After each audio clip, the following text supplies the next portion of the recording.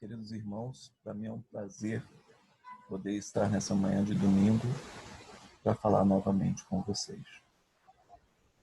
Eu fui designado a falar como nos preparar para a conferência que vamos ter no mês de outubro.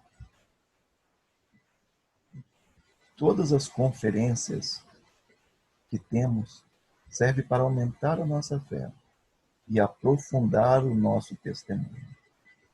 Porque com a fé fortalecida, o testemunho aprofundado, nós nos convertemos.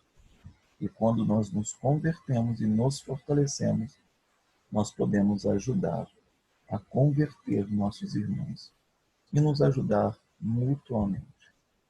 Existe conferência desde a época de Adão. Adão reuniu toda a sua geração no vale de Adã-Ontiamã e fez uma das primeiras conferências da sua época. Lá ele falou sobre todos os tempos futuros. Ele viu os nossos dias. Ele previu o julgamento final. Logo depois, na época de Moisés, quando ele desceu das montanhas com aquelas placas com os 10 mandamentos, ele demonstrou àquele povo, ele mostrou ao povo os 10 mandamentos. Ele disse àquele povo que os 10 mandamentos era para ajudá-lo a se aperfeiçoar, para que pudesse, num dia futuro, poder ver a Cristo e a Deus. E começou a santificar o seu povo. No dia que o Senhor estava preparado para se mostrar a Israel, eles imploraram que Moisés fosse o seu porta-voz. Jesus Cristo, em sua época, ele ensinou multidões. E esses ensinamentos a multidões era também uma conferência. Assim que Cristo morreu, e logo depois do Pentecoste, Pedro e os apóstolos reuniu todo o povo da igreja em uma rua e começou a pregar-lhes. Começou a falar sobre o que Cristo desejava. Naquele dia se derramou o Espírito Santo. Todas as pessoas com línguas diferentes conseguiam entender os profetas e apóstolos daquele dia. Isso foi uma conferência. E essa foi a primeira conferência depois da morte de Jesus Cristo, no qual converteu 3.000 pessoas. Como podemos nos preparar para a conferência? Os nossos profetas vêm dizendo que nós devemos pensar em perguntas que estão em nossas mentes, que nos preocupam, e oremos por eles, por essas perguntas. Façamos essas perguntas ao Senhor e esperamos que a conferência possa nos ajudar a sanar essas nossas dúvidas, essas nossas perguntas. Se estamos passando por alguma aflição de espírito, se estamos passando por alguma doença, este é o momento de perguntar ao Senhor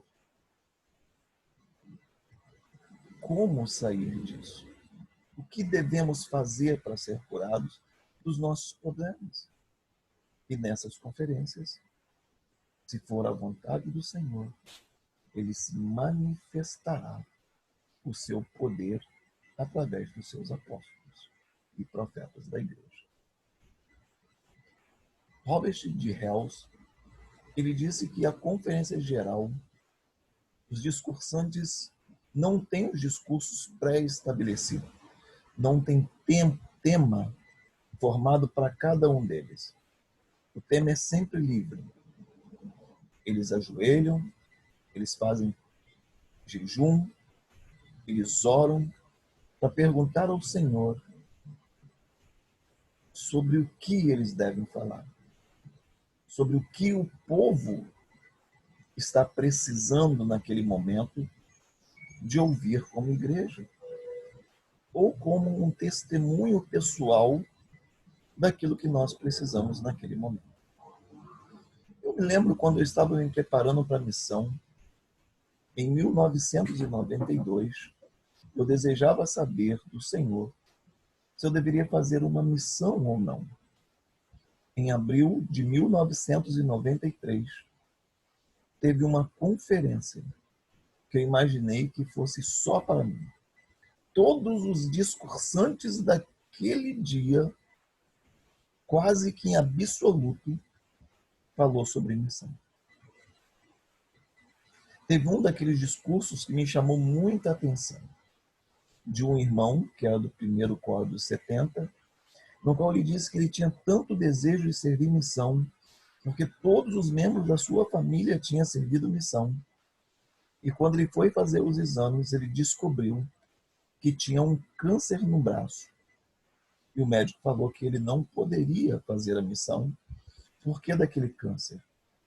E ele esticou o braço para o médico e disse: se o problema é meu braço, corte, porque eu vou para a missão.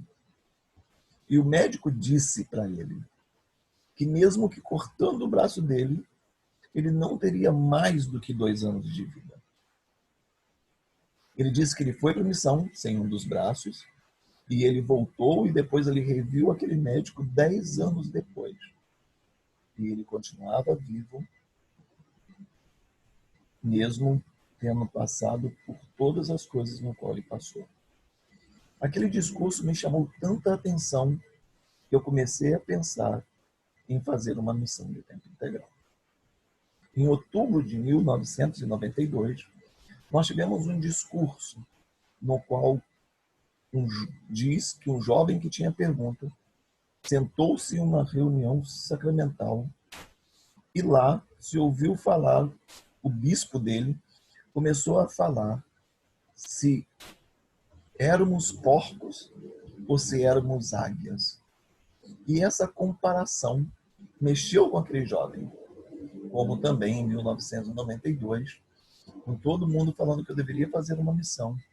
Aquele discurso também chamou muito a minha atenção. Quando eu estava na missão, eu estava estudando muito sobre testemunho. O que é testemunho? Então, em abril de 1994, teve um discurso da Conferência Geral que chamou muito também a minha atenção, porque todo mundo resolveu naquela conferência prestar o seu testemunho de que conhecia o Salvador, que sabia quem ele era. Me lembro muito bem do discurso de Richard Scott daquele ano. E ele disse: eu quero dizer para vocês que eu sei, que eu sei, que eu sei que meu Salvador vive, não pelos olhos da fé. E ali, naquele dia, todas as minhas dúvidas de ter um testemunho foi sanada. O que era um testemunho?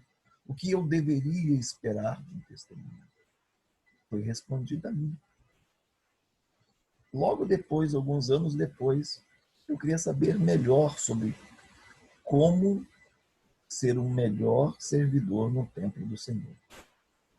E o mesmo Richard Scott, um ano depois, em uma conferência, ele disse que quando nós fôssemos ao templo, nós deveríamos esquecer o mundo aqui fora, que deveríamos tirar os relógios de nossos pulsos, esquecer do horário dentro do templo. Ele disse que quando nós passássemos pela sessão, em lugar e a favor de pessoas que já tinham passado para o outro lado do véu, que nós deveríamos pensar naqueles nomes como pessoas, em todos os momentos que nós estivéssemos no templo fazendo ordenança para aquelas pessoas. Ele disse que aquelas pessoas muitas vezes estavam lá. Então, nós deveríamos pensar neles, em orar para que eles aceitassem aquela ordenança que nós estávamos fazendo por eles. E que devíamos fazer metas de pelo menos estar, aqueles que têm um templo perto, uma vez por semana no templo, que era a meta dele. Aqueles que moravam mais distante, que fizessem a meta que poderia satisfazê-lo e na qual eles tinham condições de cumprir. mas que sempre deveria ir ao templo. Nesse mesmo ano, estudando sobre genealogia, eu tive uma dúvida sobre genealogia que foi me respondido numa conferência de 1976. Ainda naquela época, nós usávamos o PAF, quando eu tive acesso a esse discurso, no qual Eldred G. Smith, o último patriarca geral da igreja, ele falou que em tempos futuros iam nascer filhos de Deus tão especial nessa terra que facilitariam o nosso trabalho genealógico. Que nós poderíamos fazer esse trabalho de nossos lares. Que toda a árvore estaria conectada.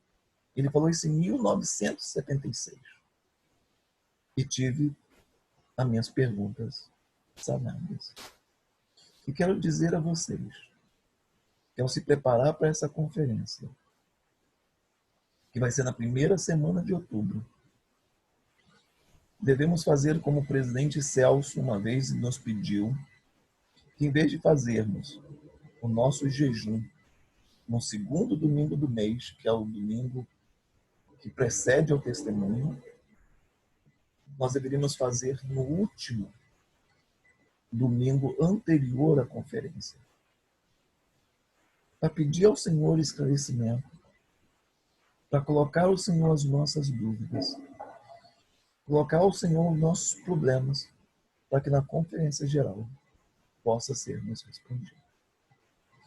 E já que falamos sobre templo, falamos sobre Eldred G. Smith, sobre quão fácil estaria a genealogia em nossos dias, eu venho pedir a todos os irmãos que possa fazer submissão de nomes.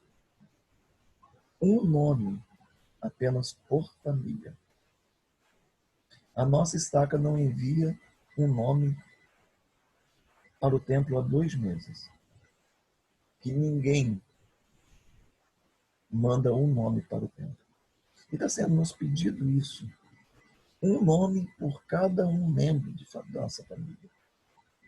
Não para que seja contado como ponto ou meta, mas que estejamos prontos para continuar recebendo as bênçãos do templo. Eu quero dizer que eu sei a importância da conferência geral. Eu sei que Jesus, ele é o Cristo. Eu sei que ele nos ama e que por nós ele tem grande amor.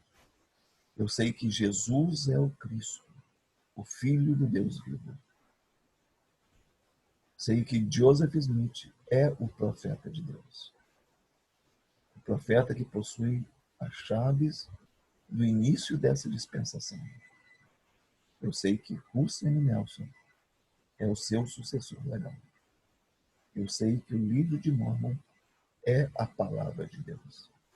E é o livro mais correto sobre toda a face desta terra. O que nos aproxima mais de Deus do que qualquer outro livro neste mundo. E é essa a minha mensagem que eu deixo em nome de Jesus Cristo. Amém.